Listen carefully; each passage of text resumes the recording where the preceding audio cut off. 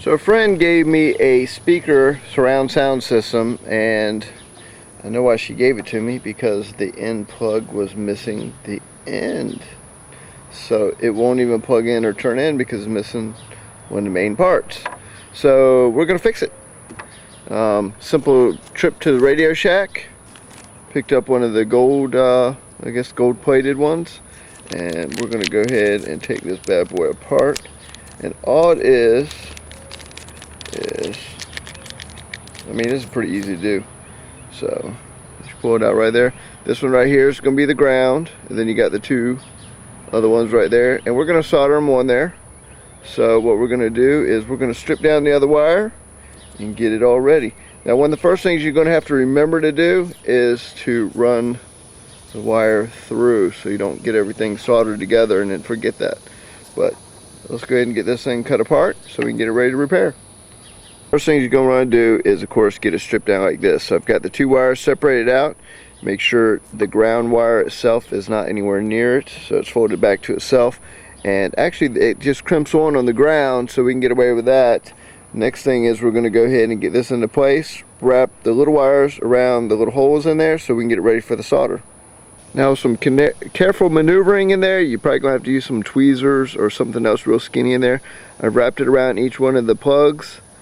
The ground is in place for the back for the final crimp of that. You're pretty much just crimping that onto that. So next I'm going to go and fire up the solder gun, and we're going to go and get this bad boy soldered on there. Doesn't take a lot of heat, just real, and I'm actually using real thin solder too.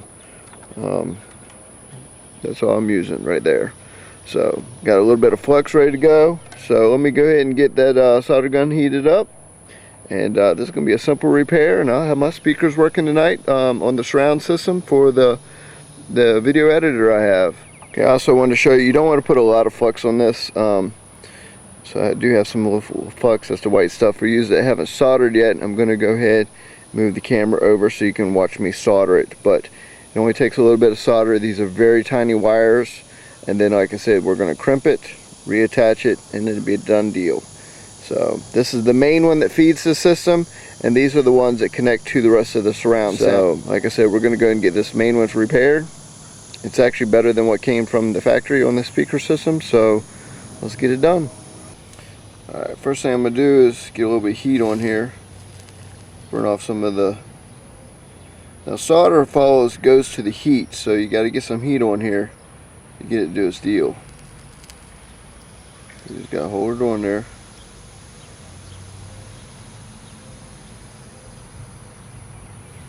And all you do is just feed a little bit of solder to it.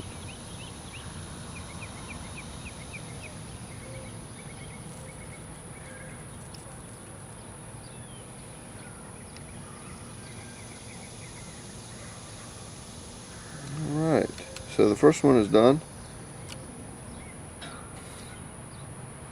I said let the heat follow to it, and as you see, it's nicely soldered.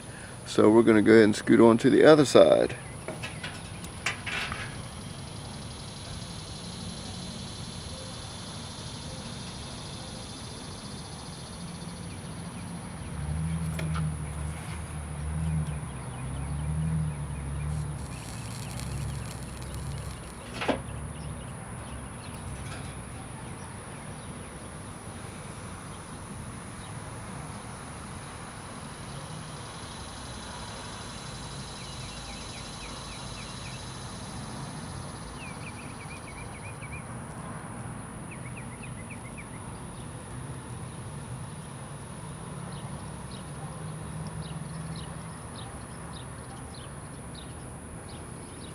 Alright, and that is the other side.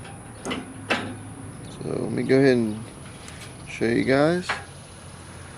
So both sides are now soldered on there. So next thing we're going to do is crimp this back piece on, and this would be a done deal. I guess I could give you the part number real quick and what it was. Like I said, this was like, I think like $2.99. So I'd rather spend $3 on something than to have to buy an entire new stereo system. So not a bad deal. And I just showed you how to put it on there. So that's your part number. And let me go ahead and finish this up. Now for the final repair, like I said, all we're going to do is just crimp it in there. And let's see how if I can do this and show you guys at the same time. You pretty much use a pair of strippers.